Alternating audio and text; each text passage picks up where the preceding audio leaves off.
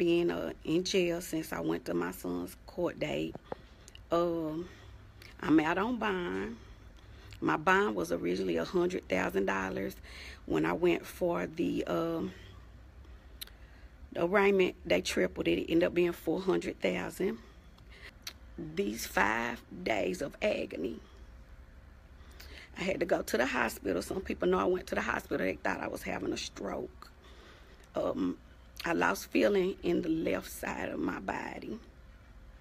I don't know what happened, everybody. All I know is that I walked out of the courtroom to use the bathroom, and as I went to the bathroom, I got kidnapped. I was kidnapped by, I think it was 3 or 4 men. I don't remember. But what happened was, I was going to the bathroom to pee, and as I was going to the bathroom to pee, they came out and told me to turn around and I was under arrest. And I said, for what? Are you serious? But I was out there alone. I don't know what happened. I actually went in the court late. Later on, I learned that they were saying that I did something to a witness or the witness. I don't know, because I didn't even know who the witness was, because once I got in the court, they had already swore whoever the witness was. And from my understanding and knowledge, anybody can walk in the courtroom and you can see or hear somebody testifying. I don't know the witness, never was formally introduced to the witness. And there's plenty of people that actually know me. And for those that really know me, and I'm counting on my hometown to know me, because you know I will call you out. I'm not going to lie for you, and I'm not going to lie to you. I keep it real. And y'all know this is not my statute, and this is not my method of operation.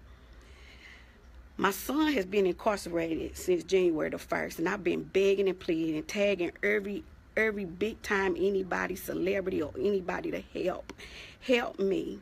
My son, all they're looking for is a hand with a white sleeve. All these paperwork, all these officers, this is a gang of them, y'all, and I can't fight them, and I'm not trying to fight them. I know my constitutional rights have been violated, and so has the amendment. And if y'all could see my arm, it's stuck up like this, and I've been holding my arm like this since I've been in custody. Once I was locked up, I suffer from anxiety, and I take medication for that. And my doctor can verify that, because I get it before I get on the plane, because I'm claustrophobic. And I tried to tell the officer that too, and I ended up having a panic attack right there in the court hallway. My phone, I don't have it. I don't have any paperwork or anything. So my pocketbook and my phone and everything was taken without my permission. And so was my body without a warrant or anything of that nature. I did not receive my Miranda rights until that night by the officer. I can't remember exactly everything in detail, because they ended up rushing me to the hospital. I still cannot feel my fingers at this time. And I might look a little rough and sound a little nervous, because I am. When I went to the hospital, they did declare, I have my paperwork, that I am having an anxiety attack. Well, once I was in an ambulance, the lead officer, I guess, had somebody that's part of his gang ride with me, and the ambulance people asked me for my ID. Asked me for information, and I was stuck because my mouth was so dry, to where I actually told that officer, I guess he was an officer, I don't know, he had on plain clothes, told him to look in the wallet part and get my ID out. He started going through my purse, and I asked him not to go in my purse, just the ID part. Well, when he went out the ambulance, from what I heard, it seemed like he was making fun of the fact that I got the nerve to be running for mayor. So I don't know if he take that title lightly, because I don't. Well, before I actually got in the ambulance, the officer had my handcuffs so tight, I begged him and pleaded with him to please loosen them up. Instead of loosening them up, he actually made it tighter. I tried to explain to him that I have panic attacks and also that I had 2 surgeries on my hand, the left hand, and I begged and pleaded for him to cut my jacket off and loosen up the chain because my circulation was cut off and I was numb. Once I got to the hospital, I kind of really don't remember exactly what happened because whatever they gave me must have made me knock out. But once I got to the 77th precinct, I believe, that officer and another officer came and read me my Miranda and asked me to initial it. I was so nervous and scared being in a very small, looked like a 2x2 room with 2 white men, especially with me being raped by a white man and molested. I just don't like being with men alone. I'm not gay, but I have gay friends.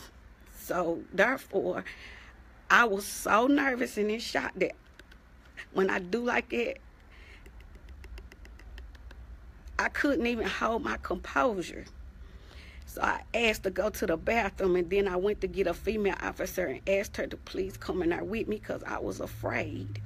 And I am afraid. How can a man sit here and arrest me and wouldn't tell me or read me my rights when I begged and pleaded with him to loosen up the handcuffs, and he actually squished it tight and grabbed my shoulder and threw me on the gurney. He pinched my shoulder up here. Y'all really can't see, but I don't know what's going on. But what I would like to do is say this to y'all. I have never manipulated anybody, tricked anybody, neither have I tried. I couldn't use the phone because here, their system is so much different from Knoxville. You can't use the phone. You gotta 3 phone calls. I had to show y'all my pink slip. 3 phone calls you can make, but mine was out of state. 1 to a lawyer, 1 to a family friend, and a bondsman. I don't know anybody here because this ain't my hometown. So I was very lost. I tried. Even some women tried to let me use their phone, but it kept saying invalid. It was all messed up. I haven't had any water. The water that they offered was the water from the sink. One of them had like little maggots or worms in it at one of the places. In another place, the water came out kind of brownish like because they're so close to the toilet. I couldn't help but wonder if that was foul water because it tasted awful. I received peanut butter and jelly. I received burritos before I never made it to what they consider permanent housing. I am scared of those men. I am very frightened of those men. But when he came, he had my phone in his possession. After he read me my rights and asked me to sign right here, I told him I would cooperate, but I was scared because I didn't do nothing wrong. And I said, I don't mind. Everybody know me to cooperate. That don't mean I'm a snitch, but I'm for the right thing. He slid my phone at me and said, don't you want to call somebody? But he said the interview might have been recorded, so hopefully it was. I was afraid because they said I couldn't get no phone calls until I got to permanent housing, from my understanding. So why would he come late that evening and bring me my phone to use? I don't know if it's because it was a lock on there, but I didn't give him permission to take my phone. I did not give him permission to take my purse. I did not give him permission to take my cards for running for mayor. I did not give them permission to take my son's W-2 forms that I was going to use so he could sign to help make his bond. I did not give them permission to take my papers or my notes, where I took notes of the officer and the DA making faces at me. And from what I heard, hopefully the courthouse things, I can see about my subpoenaing the tapes where that, I think it was motherfucker seem to be a common word around here. So all I know is that I'm a mother that loves both of her children. And I want to apologize for my oldest son's behavior. He has had a nervous breakdown, I believe. And he may say he haven't, but I don't know. But he's trying his best to get to me. And I asked him just to go home and stay home. I'm coming home. Now, what I would like to do, I would like, first of all, to take a bath. And I'm going to try to go to a Goodwill and get me an outfit. Because one of the girls in there said that I must burn all my clothes because that's a ritual. And I'm going to do that because I promised her that I would. Her name is Diamond. Also, I'm going to call the election commission tomorrow. And I've been fasting and praying because I ain't had no choice to decide what I'm going to do with the campaign. So this is a good opportunity for the other candidates to attack me.